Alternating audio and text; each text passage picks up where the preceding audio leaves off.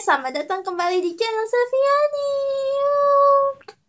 Hari ini hari ke-37 dan aku akan menjawab pertanyaan tentang kurikulum matematika kedua yang ada bagian A modul M2A, bagian B modul M2B, bagian C modul M3A, bagian D modul M3B. Jadi lanjut aja, simak videonya sampai akhir dan kita langsung mulai jawab pertanyaannya. Bagian A tentang modul M2A. Jadi apa syarat sebelum memberikan modul M2A? Jadi syaratnya itu harus T1A dan modul M1B-nya tuh harus terampil dulu, harus lancar terlebih dahulu. Kalau misalnya dia belum lancar, dia nggak bisa ke M2A.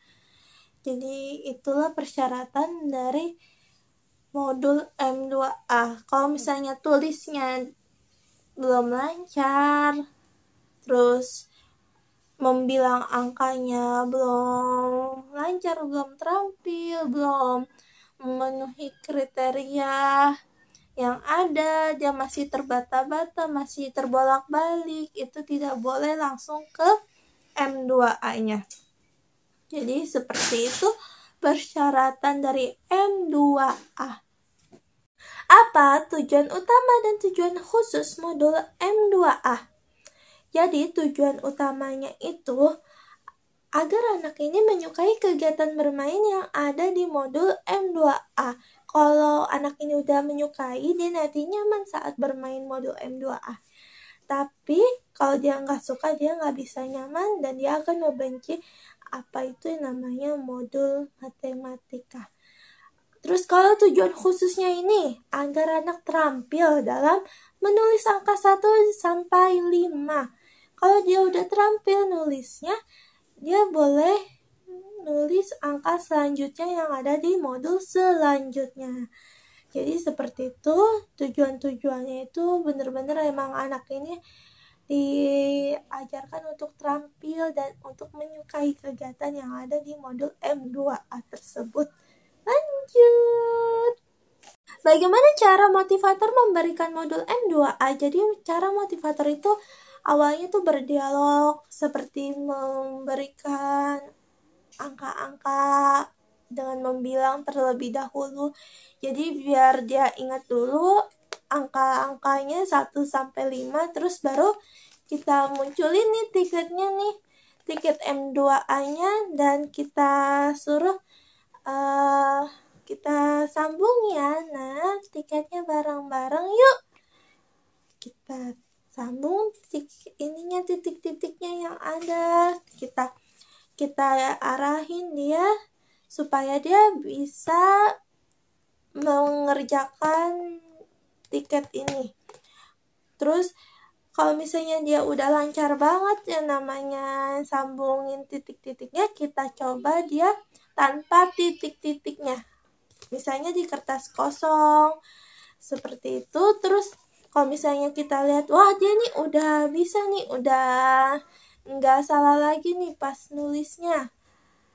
Misalnya udah nggak ketuker-tuker nih angka 2 sama angka 5, angka 3 sama angka 4, berarti dia udah terampil.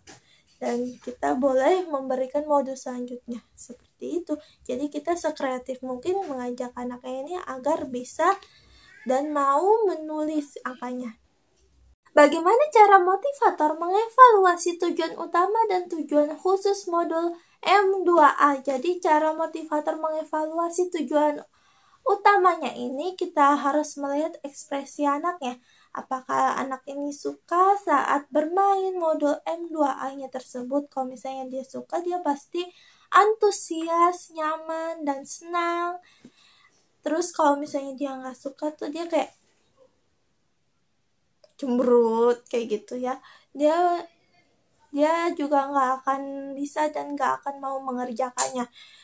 Terus kalau tujuan khususnya itu kita tuh evaluasi lagi, kita coba tes lagi anaknya ini udah bisa belum nih tanpa titik-titik. Kita tes lagi. Terus kita coba secara acak nih ininya huruf angkanya. kita coba angkanya, kita suruh coba tulis angka, misalnya angka 1 atau enggak angka 3 kayak gitu.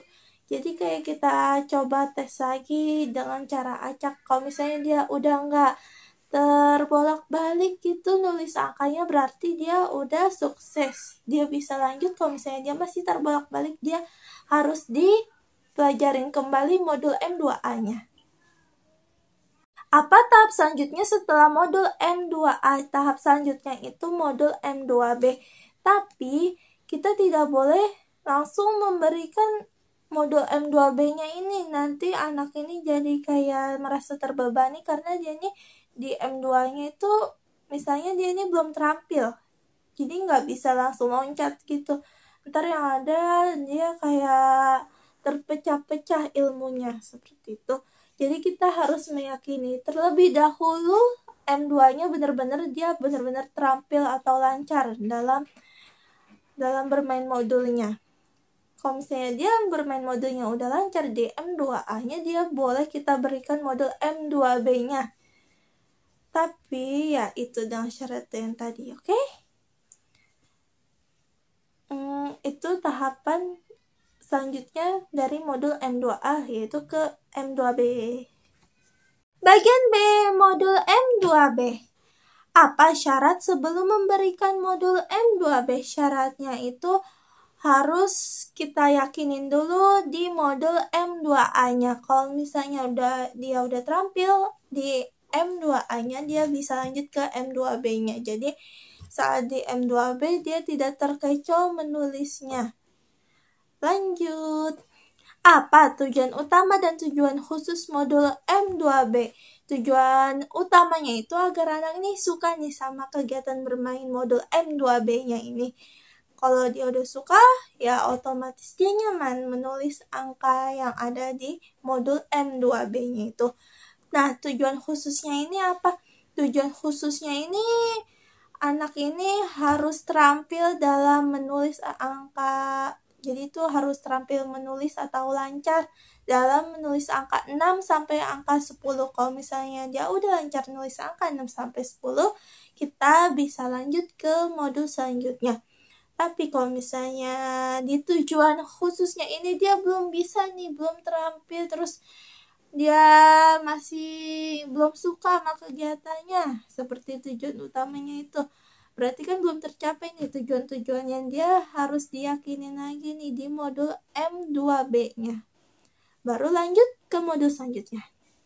Bagaimana cara motivator memberikan modul M2B? Jadi caranya ini motivatornya harus mengajak berdialog dan kayak mengarahkan anak ini buat bisa sama yang namanya angka 6, 7, 8, 9, 10 seperti itu. Kita kayak membilang terlebih dahulu, terus baru kita arahin ke tiketnya.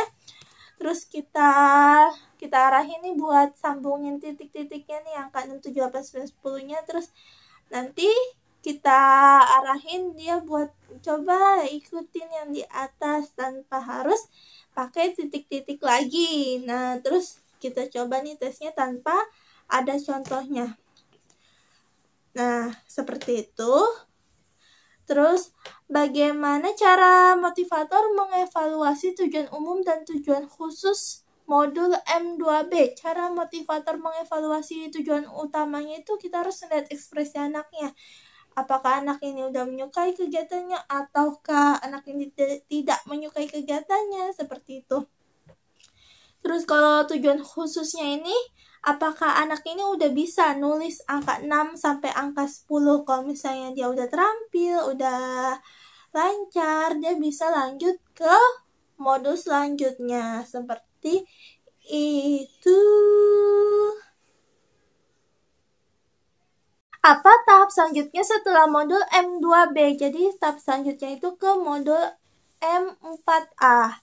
Itulah tahap selanjutnya setelah modul M2B. Jadi ke modul M4A dan syaratnya harus terpenuhi. Bagian C, modul M3A. Apa syarat sebelum memberikan modul M3A? Jadi syaratnya sebelum memberikan modul M3A, yaitu modul M1B-nya itu harus terampil terlebih dahulu. Kalau misalnya udah terampil, dia baru bisa diberikan modul M3A. Terus apa sih tujuan utama dan tujuan khusus modul M3A? Tujuan utamanya ini agar anak menyukai kegiatan yang ada di modul M3A. Kalau misalnya dia suka, dia bisa senang atau bisa terampil dalam melakukan kegiatan penjumlahan yang ada di modul M3A. Nah, tujuan khususnya itu agar anak ini terampil saat mengerjakan konsep penjumlahan tanpa menyimpan. Nah, menyimpan itu misalnya 18 ditambah 4 kan itu hasilnya harus menyimpan kan, ada angka yang harus disimpan di atas atau disimpan dalam hitungan jarinya. Nah, kita ini di M3A-nya ini kita tidak belajar konsep penjumlahan seperti menyimpan-nyimpan itu. Kita masih angka tunggal terlebih dahulu dalam penjumlahannya. Jadi masih misalnya 3 tambah 4 kan itu hasilnya 7 kan nggak ada penyimpan-nyimpannya kayak gitu. Nah, itu di modul M3A-nya dan anak ini harus terampil. Bagian C, modul M3A. Apa syarat sebelum memberikan modul M3A? Jadi syaratnya sebelum memberikan modul M3A yaitu modul M1B-nya itu harus terampil terlebih dahulu. Kalau misalnya udah terampil, dia baru bisa diberikan modul M3A. Terus apa sih tujuan utama dan tujuan khusus modul M3A? Tujuan utamanya ini agar anak menyukai kegiatan yang ada di modul M3A. Kalau misalnya dia suka, dia bisa senang atau bisa terampil dalam melakukan kegiatan penjumlahan yang ada di modul M3A. Nah, tujuan khususnya itu agar anak ini terampil saat mengerjakan konsep penjumlahan tanpa menyimpan. Nah, menyimpan itu misalnya 18 ditambah 4 kan itu hasilnya harus menyimpan kan, ada angka yang harus disimpan di atas atau disimpan dalam hitungan jarinya. Nah, kita ini di M3A-nya ini kita tidak belajar konsep penjumlahan seperti menyimpan-nyimpan itu. Kita masih angka tunggal terlebih dahulu dalam penjumlahannya. Jadi masih misalnya 3 tambah 4 kan itu hasilnya 7 kan nggak ada penyimpan-nyimpannya kayak gitu. Nah, itu di modul M3A-nya dan anak ini harus terampil. Bagaimana cara motivator memberikan modul M3A? Cara motivator memberikan modul M3A, kita ini harus mengenalkan kembali angka 0 sampai angka 10. Terus kita coba nih anaknya untuk ambil tiketnya, terus kita arahin nih, wah kakak ada tambah-tambahan nih, angka berapa aja ya itu, coba nih mana jarinya. Jadi kita harus pakai munculin jari sambil nyanyiin lagu juga boleh, misalnya 3 ditambah 1 jadinya berapa. Terus ntar dia kan hitung 1, 2, 3, 4 seperti itu.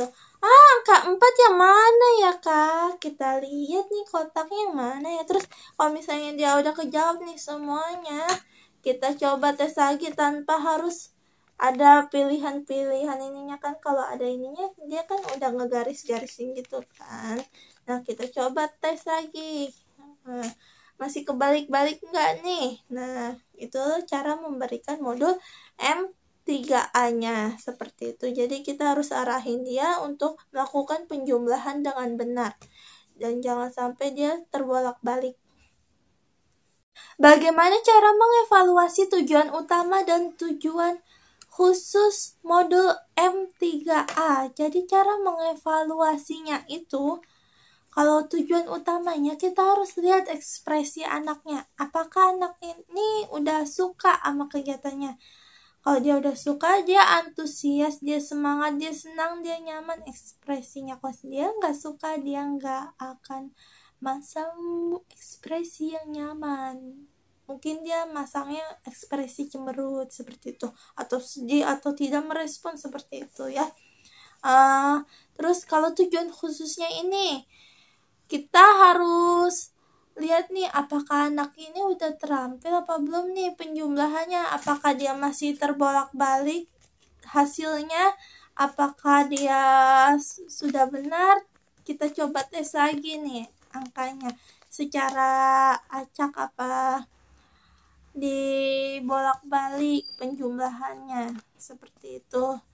Terus kita yakinin lagi nih anaknya bener-bener bisa nggak nih, pas kita coba tanya nih angka berapa ditambah berapa hasilnya berapa, apakah dia akan jawabnya cepat. Kalau misalnya dia jawabnya cepat berarti dia udah bisa, udah terampil. Seperti itu. Apa tahap selanjutnya setelah modul M3A ke modul M3B? Di M3B ini kita akan mempelajari penjumlahan dengan menyimpan, dan modul M3A-nya harus terampil. Bagian D, modul M3B. Apa syarat sebelum memberikan modul M3B? Syaratnya itu modul M3A-nya itu harus sudah terampil terlebih dahulu, baru kita memberikan modul M3B-nya. Apa tujuan utama dan tujuan khusus modul M3B? Tujuan utamanya itu agar anak menyukai kegiatan yang ada di modul M3B-nya. Kalau anak udah menyukai, kita bisa mempelajari yang namanya modul M3B-nya itu dengan menyenangkan. Dan tujuan khususnya ini agar anak ini paham konsep penjumlahan dengan simpan menyimpan. Nah, kan kalau yang di M3A itu tanpa menyimpan. Nah, di sini kita mempelajari yang namanya simpan menyimpan saat menjumlahkan angkanya.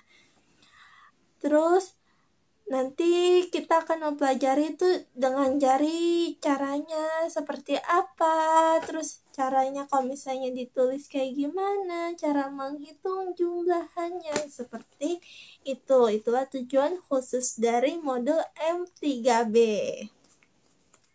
Dan tujuan khusus ini anak ini harus benar-benar nyaman saat melakukan kegiatan modul M3B-nya. Lanjut ke pertanyaan selanjutnya.